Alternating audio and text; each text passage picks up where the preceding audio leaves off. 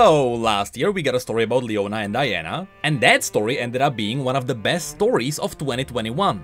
And as this year we got a new story about Twisted Fate and Graves, I'm glad to say, history may be repeating. Now, I've already heard some people saying, these two have a long criminal history, they wouldn't be together throughout all that awful stuff, it feels so out of character. To which I say, the good news is, yeah, they weren't together. Whatever critique people had before doesn't actually make sense here, because they didn't have the context of this story. So just know that if you have any questions regarding their relationship, this story explains it really well. And I have to say, Riot pulled it off perfectly. You'll see how natural it all feels. With that said, also know that this is a really good story. And while listening, you will probably be able to tell how much fun I had while recording this.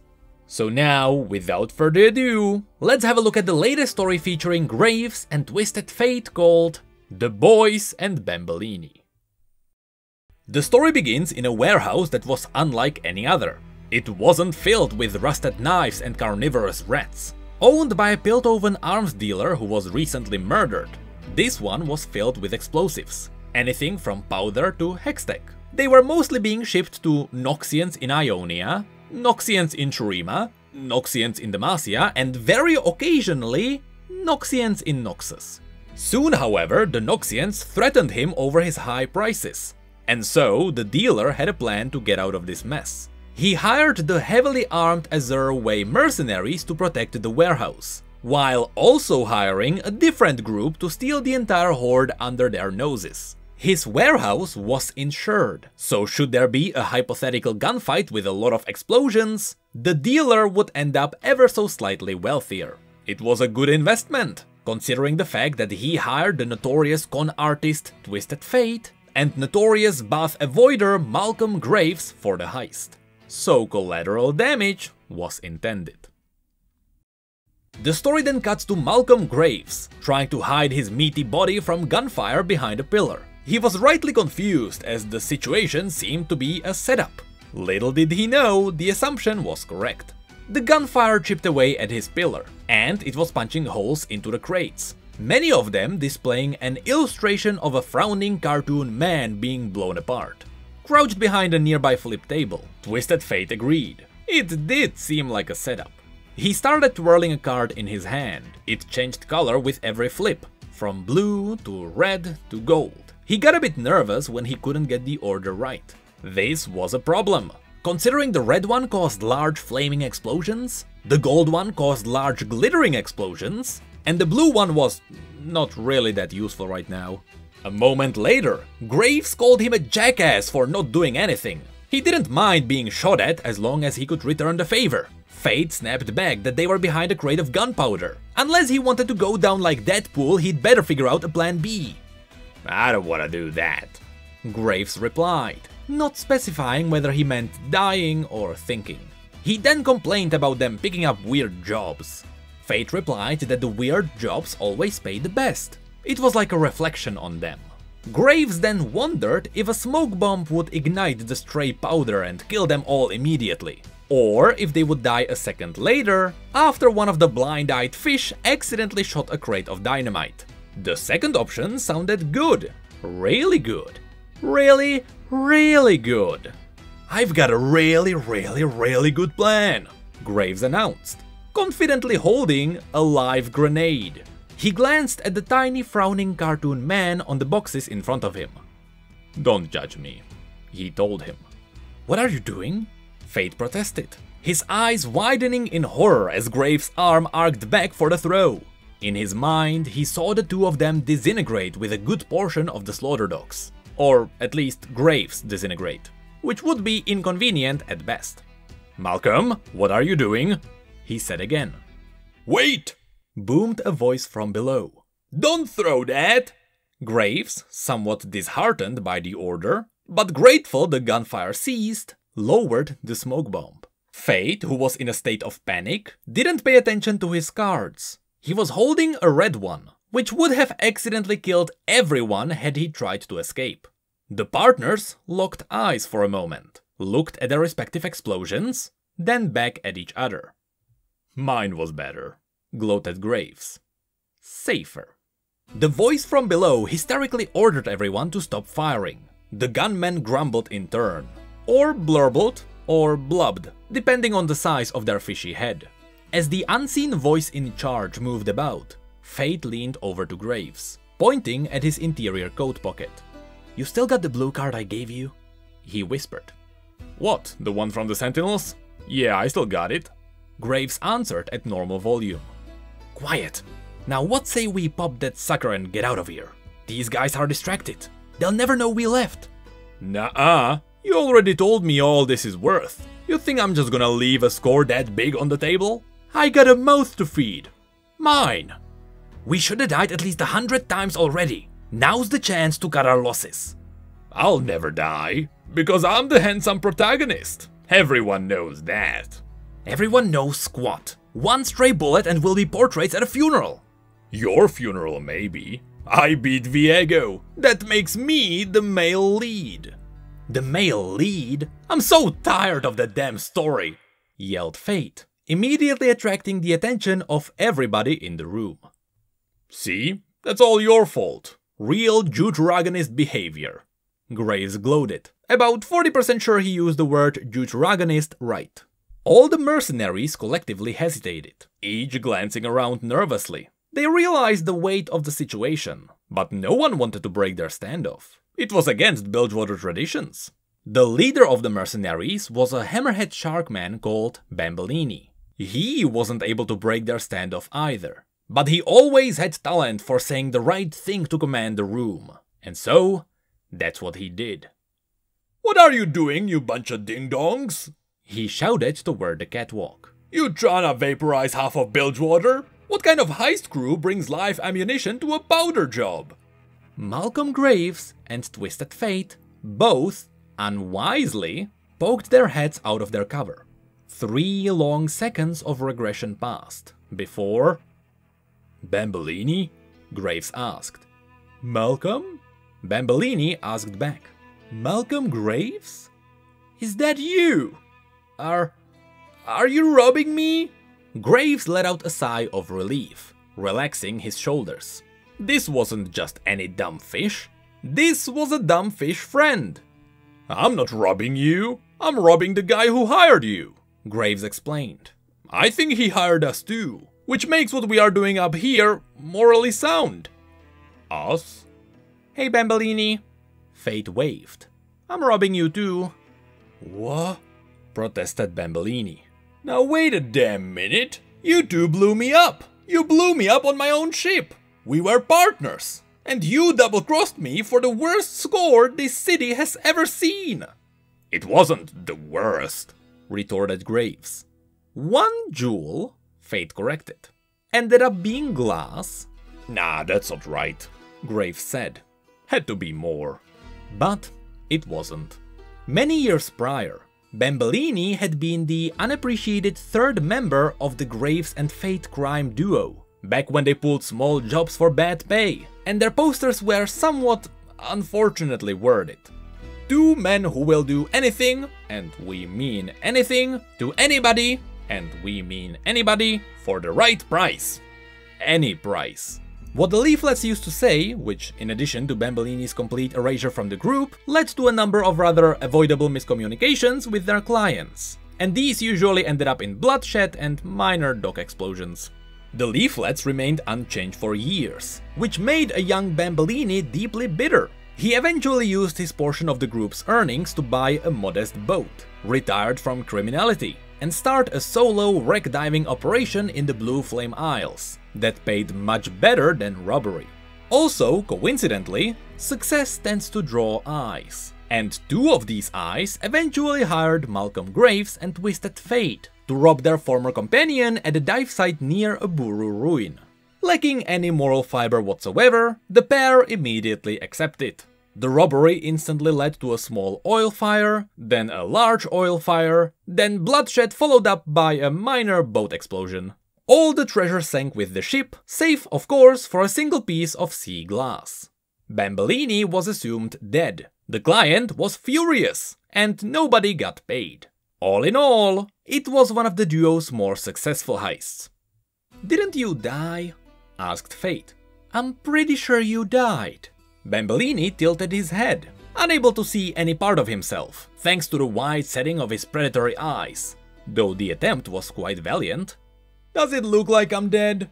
"I don't know," replied Graves. "Maybe?"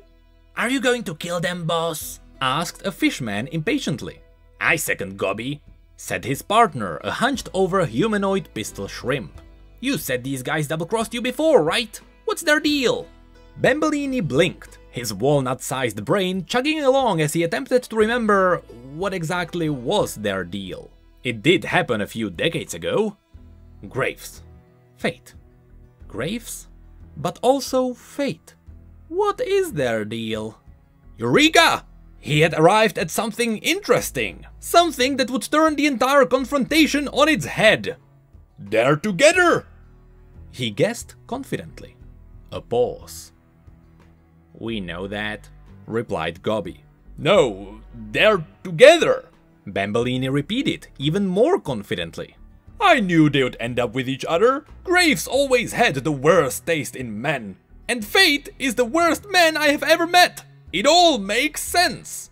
Gobby shrugged. Shrimp sighed and turned back toward the pair of thieves above, adjusting the sight on his gun as he wondered why exactly had he agreed to any of this in the first place. Up on the catwalk, however, the mood was decidedly different. "He thinks we're together," whispered Fate. "Like, together. A couple. Romantically." "I know what together means, Tobias," Graves whispered back, now decidedly more discreet than before. "But how do we use it? What's the play? And why was he so mean?" With this distraction, Fate knew he needed a bold action. Something big, something dumb, something that would turn the entire confrontation on its head. "I cannot believe you got us into this mess again!" Fate shouted, pointing an accusatory finger at Graves, while making sure most of his body remained hidden from the sniper. "This is just like you, never thinking before you show up. You're too big, you have no finesse, and you packed hex shots and grenades for a powder job. My ma was right, we shouldn't have stayed together." Graves was taken aback for several reasons. First of which is that he had never met Fate's mother, and up until this point, he had not been sure she even existed. The second was that Fate had not explained the plan to him, and was now making jabs at Graves' rugged burliness and masterful height preparation, both of which made him a prince among thieves. "Hey, what are you saying? You're the one always going on about how you're so clever, and yet here we are, pulling another garbage job where you're gonna die and I'm gonna save you. If it were up to me, we'd be doing easy jobs, like individual murders and light to heavy extortion." "Yeah, because you have no vision," Fate continued, emphasizing the word vision while winking prominently. Graves did not register this right away, and continued to bluster about his partner's many shortcomings. "That's why we always fight." Fate winked again. This one broke through. Down below, Bambolini was ecstatic among the otherwise bored and confused crew. When one is double-crossed by an old friend, their emotional chemistry is irreversibly altered. It makes them paranoid, delusional, and most importantly, occasionally taken with intricate revenge fantasies. Bambolini embodied all of this. He often liked to entertain himself with a made-up revenge fantasy. In that fantasy, his two rivals would be in some sort of a room or vessel, with a heavy explosive payload that would, at the apex of the argument, burst into flames and detonate, killing them both as the smoke spelled out, "We're sorry, Bambolini." Then everyone would cheer, and he would be given a crown and a sash, possibly a scepter. It was a very intricate fantasy. What was not part of the fantasy was being hit squarely in the chest by a well-aimed gold card and flying out of the shipping door and into the sea. "Now!" said Fate, dashing out of his cover and into a nearby door. He sprayed his gold cards all over the room, trying not to hit any of the crates, as the mercenary started blindly firing around. Graves followed Fate into the big next-door warehouse. A moment later, a bullet buried itself in the crate Gobby and Shrimp were using for cover. The two fishmen froze, with bullets whizzing through the air. Gobby looked at Shrimp, and Shrimp looked at Gobby. What felt like an eternity passed between them. I think we're safe,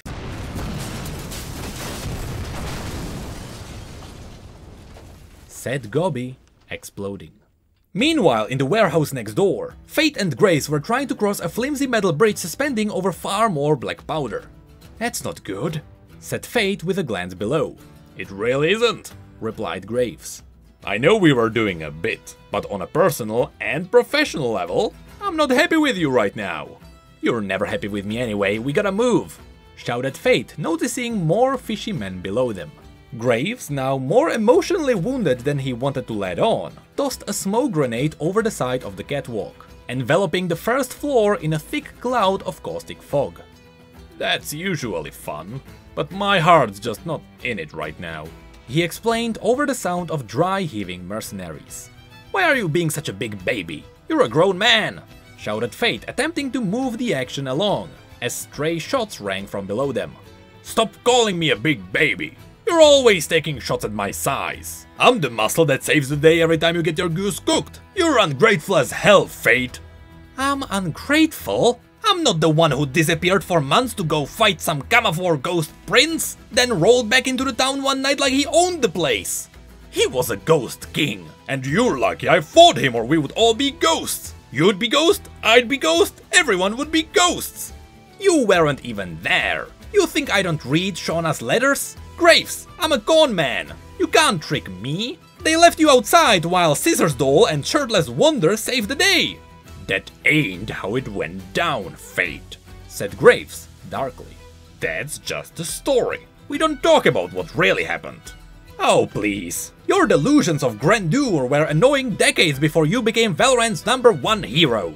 Is this still a fake fight? Or are we having a real fight? Because if it's a real fight, I will punch that stupid head through your mouth. I think it's a real fight. And you know what else? You do stink. And you don't think things through. And live grenades were not the best call here. Yeah, well, this is why we stopped working together the first damn time. Because you think you're better than me. And you think you're better than this. And what if I am? Yelled Fate, only realizing what he had said after he had said it. Bambolini's surviving mercenaries now poured through the service door and onto the catwalk, its bolts decoupling from the walls under their combined weight. We can fight later, damn it. Get your behind out that door, Graves commanded, as he and Fate dropped their argument and made a run for the exit with the rapidly sinking catwalk buckling underfoot. 6 strides from the doorway, Graves' smoke screen, which his supplier told him was flammable multiple times, caught on fire, causing another big explosion, which launched them through a crumbling wall and down a floor. Among their heists, it still counted as one of their more successful ones. Ugh, that sucked, groaned Graves. Fate fumbled above his head to make sure his head was still there. Only when he confirmed its safety did he hold his screaming ribs. Yeah, it did. Tobias, if we don't make it out of this, I just want to say one thing. What is it, friend? Smiled Fate. I hope you die first. Graves coughed, laughed. Ah, shucks, that's sweet. The warehouse shook again, and more boxes with exploding frowning men started falling down. Did no one notice how wildly unsafe this was? Asked Graves, hobbling toward what appeared to be a service exit.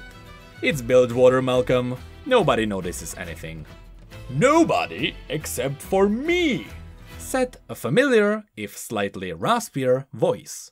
Bambolini, now sporting a thick purple bruise in the center of his torso, stepped theatrically before the duo. His harpoon gun primed as his large sharky shape stood between Bilgewater's most noticed mercenaries and the only way out. Graves caught sight of a damp shark-shaped spot in the dock outside. Bambolini had likely been hiding there, waiting minutes for his reveal. Gods, not this donut again, Fate murmured. And yet, it is! Bambolini exclaimed, stifling a cough. Do you know what I thought when I saw you two after all those years? After all that time, all that... Not interested, said Graves, pointing his massive shotgun at the container of explosives directly next to the Sharkman. Graves pulled the trigger. The gun fired. and everything went up in smoke.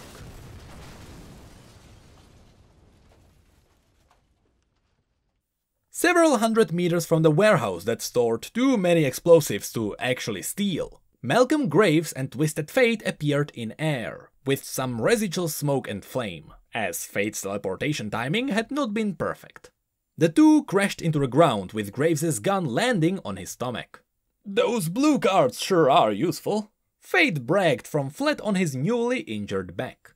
"Yeah, but they're never useful in the beginning," wheezed Graves. "We should use them before a gunfight breaks out, for stealing and whatnot. That takes the artistry out of it. You don't build a name for yourself by sticking to the shadows. You have to give people a show," Fate replied, as the warehouse's frame sagged in the distance, and flames erupted furiously from still unexploded payloads. He theatrically twirled his hand a bit, as if to underline the point. "Fair," said Graves, unconvinced. The two sat there, watching the explosions. It was almost romantic, if one considered that sort of thing romantic, which, interestingly enough, they did. "So, what now?" Fate said, breaking the silence as quickly as possible. "Double-cross our dirty client? Dig a grave for whatever's left of Bambolini?" Graves chuckled. "Oh, we're definitely doing the first thing. Nobody tries to blow me up without me blowing them up. As for Bambolini, I'd bet good money the shark is still out there.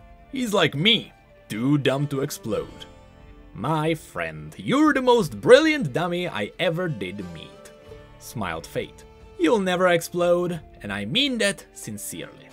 "Damn right," puffed Graves. "Though, now that we've had it out, you and I need to have a conversation." "Right," Fate sighed. He was tired of looking for ways to avoid apologizing, and all the adrenaline made it easier for him. He still wouldn't say the word sorry, though. That was a bridge too far. "Malcolm, I did not mean to imply that I was better than you. When we dissolved the business—" Stop, said Graves, laying his shotgun behind himself as he dangled his leg over the water. "I already hate this. Apology accepted, next round's on you." "Good man," replied Fate, thankfully, gazing across the sea as the sun began to set. Graves looked over at his partner to add another quip, but noticed, perhaps for the first time, there was a certain angularity to Tobias's features that he had thus far failed to appreciate. A strong jaw, a shockingly unbroken nose, a bold choice in semi-fashionable hats. He was objectively a terrible person, but maybe the right kind of terrible for...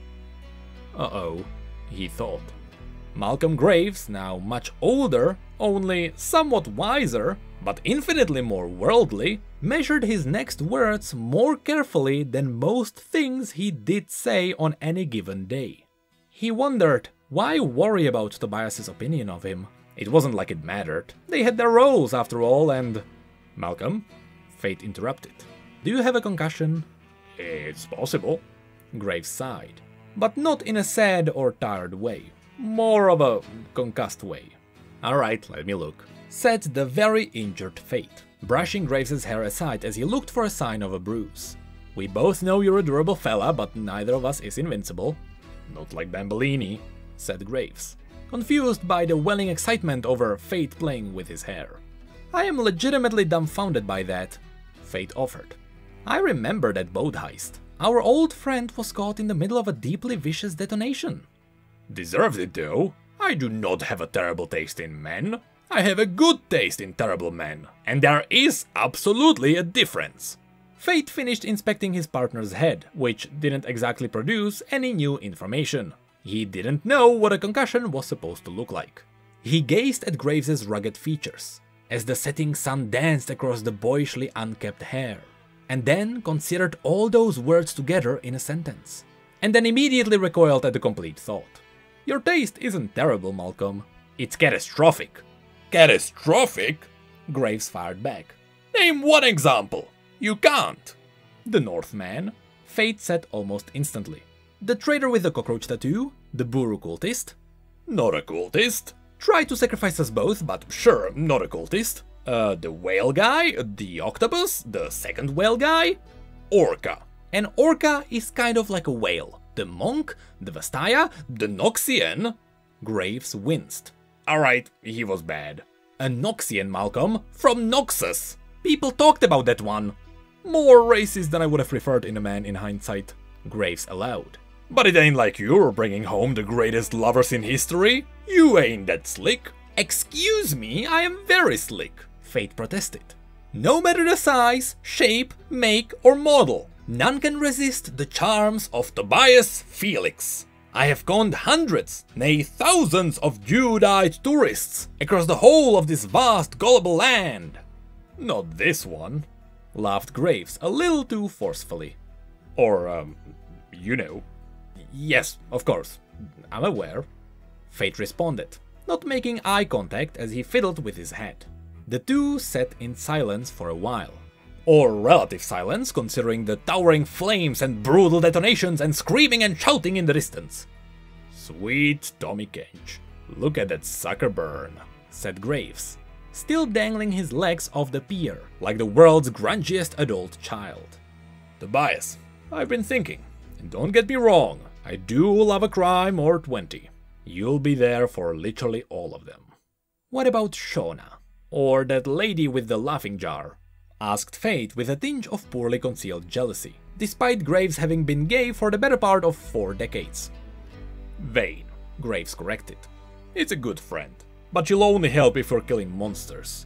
And for the love of all that's sacred, never call her Shona. She will break your neck by looking at it. As of the other one, I don't even want to deal with that right now. She's scary, said Fate. Never seen clothes like that before. So many hands. She's very scary, Graves agreed. I'm afraid she's gonna kick me through a wall or something. Point is, I'm meeting new people. I'm seeing the world. Piltover, Shadow Isles. I saw Camavor, Tobias. I'm expanding my horizons. I might even want to expand them more. Here Ishtal's opening up. Could be good money out there. You know, if you wanted to come along for the ride. He hustled through his coat, producing a familiar blue playing card. In which case, I probably wouldn't need this anymore since you'd be around. Fate chuckled. Why don't you hold on to it for now? Think of it as a souvenir. Graves grinned, slapping it back into his pocket. I do like the sound of that. The partners smiled foolishly at this, each imagining various swashbuckling criminal misadventures, while sitting at an awkward physical distance apart. But, you know, as partners, Graves specified. Yes, obviously, partners. In crime, Fate added. Nothing else. Nope. Nada. No sir. They concluded this exchange with simultaneous fake cough. Graves looked unblinkingly at the water. Fate looked at the underside of his hat. Far off in the distance, the warehouse burned and burned. It was, all in all, one of their better heists. And this was the amazing story of Twisted Fate and Graves. It was so good, I just want to stand up and clap. In fact, this story did Ruination justice. The amount of references to the event is astonishing. Jared, thank you for making this story, it salvaged so much. Now, there was the interesting part of Graves talking about his exes. There were the whales, the orcas, a racist Noxian, but then there was the lady with the talking jar, who also had weird clothes and many arms. That did sound like a new character, possibly someone from a new region, so it might be either that new region, or it might be those hands, possibly even something combined. But I wouldn't be surprised if that was a teaser for a future champion.